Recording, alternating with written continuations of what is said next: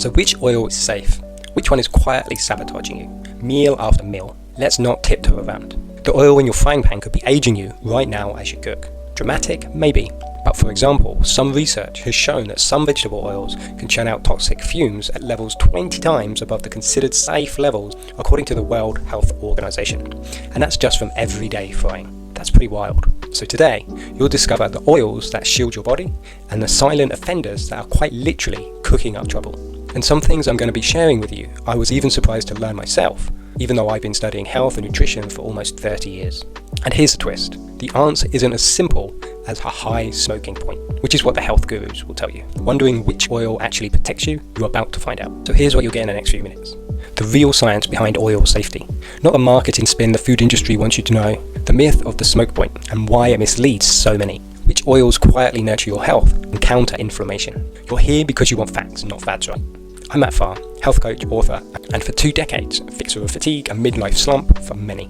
Over 12,000 books and courses sold, and here I hand you the practical science for smarter cooking and a longer, brighter life. Let's get straight to it. 5 factors decide whether your oil is a kitchen hero or a hidden villain. First up, aldehydes. Invisible and dangerous. These nasties form when certain oils overheat or are overused. You won't see them, but your body feels them. They enter your body not just through the food that's fried in those oils, but through breathing them in as you cook. They irritate your airways, stress your cells, and are linked to heart disease and cancer. The crazy thing is, these oils don't even need to smoke, aka reach their smoking point, in order for this damage to start. Typically, frying at just 170 to 180 degrees centigrade is enough for some of these oils to break down and release aldehydes, smoke or no smoke. But this doesn't apply to all oils. The commonly used sunflower oil, corn oil, and standard vegetable oils, high in polyunsaturates, are the main culprits. And how do you dodge these hidden toxins? Firstly, prioritize stable oils. I'll talk more about those shortly. If your oil smokes, it's waving a red flag, turn it down or switch. Never reuse frying oil. Each reheat makes it nastier. Always ventilate, windows open, extractor on. These chemical nasties are only part of the story though. So what about stable oils? What makes them stable? Let's break it down. Number 2, fat structure. The bonds that make or break your health. It all comes down to structure. Fats or oils are simply chains of fatty acids. The more double bonds in these chains, the more fragile they are. Polyunsaturated fats are the weakest under heat because they contain the most double bonds. Monounsaturates are sturdier, saturates are tough as old boots. So for heat stability, saturated fats win. Then monounsaturates and worse, polyunsaturates. But that's only half the story. One thing to consider is that some research points to the fact that saturated fats, while bulletproof in the pan, can nudge your LDL cholesterol if you rely on them too heavily. Now, cholesterol is a controversial topic with many conflicting viewpoints, and it's something that's beyond this video. So whether the reported effects of saturated fats is of concern to you very much depends on your view on the topic of cholesterol. Now, monounsaturated oils are much more straightforward. They are heat resistant, heart friendly, fewer toxins. Science backs it.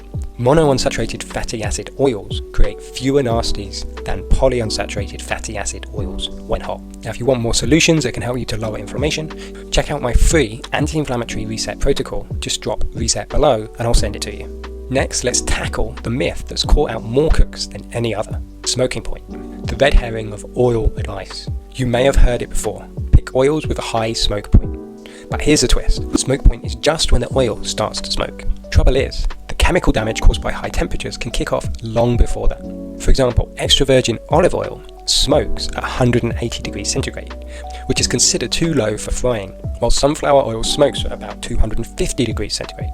But in real-world tests, extra virgin olive oil produces far fewer toxins than supposedly safer sunflower oils at the same heat. Why? Olive oil's stable fats and antioxidants rescue it. So essentially, smoking point is just one piece of the jigsaw. We need to consider all pieces.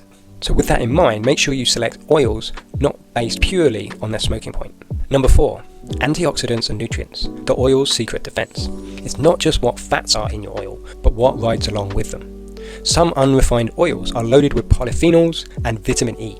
Antioxidants and mop up free radicals, slow the breakdown of the oil, and even end up in your food, giving your body an anti-inflammatory nudge. Unrefined, also known as virgin or extra virgin oils, hold the most antioxidants and other nutrients. Avocado and olive oil, aka the virgin varieties, are the most abundant in these. As a further tip, it's also advisable to buy them in dark bottles, check harvest dates, and use them within 6 to 12 months. But are unrefined virgin oils always best? Point 5. Refined versus virgin, friend or foe. Refined oils are often intentionally processed for higher smoking points. However, they come with less flavour and all the other nutritional benefits like antioxidants. Whereas virgin or cold pressed oils contain all the nutrients, all the flavour, but they smoke at lower temperatures. So what's the right move? Well, it depends. You want to take a two-pronged approach.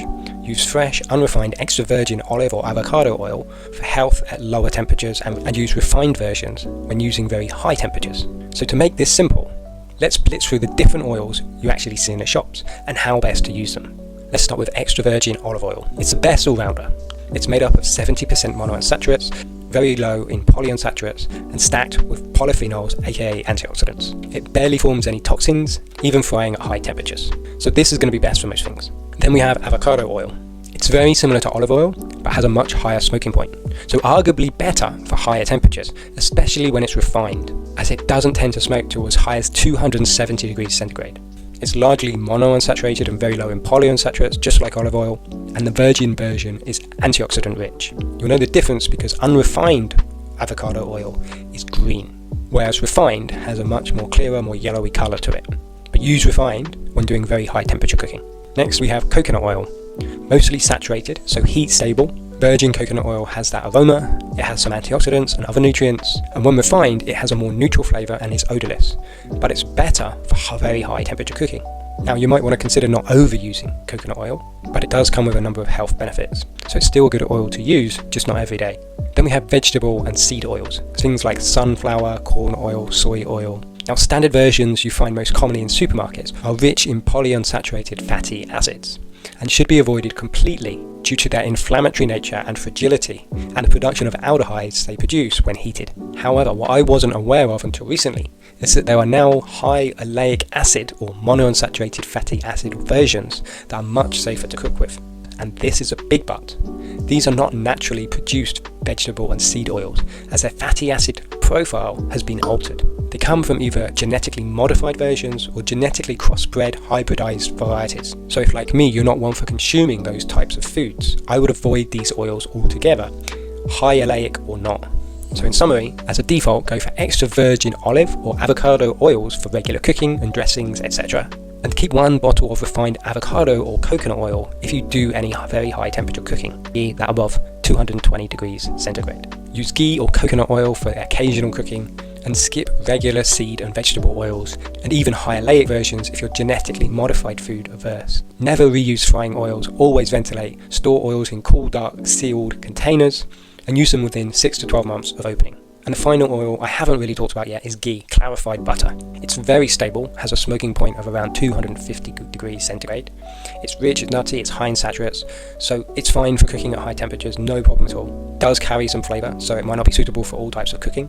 And just like with coconut oil, if you don't want to go overboard with saturated fats, then you don't want to be using this very often. But there you have it, the healthiest oils for cooking that help you see beyond some of the myths, misinformation, and some of the food industry's smoke and mirrors. Upgrade your oils, upgrade your health, simple as that.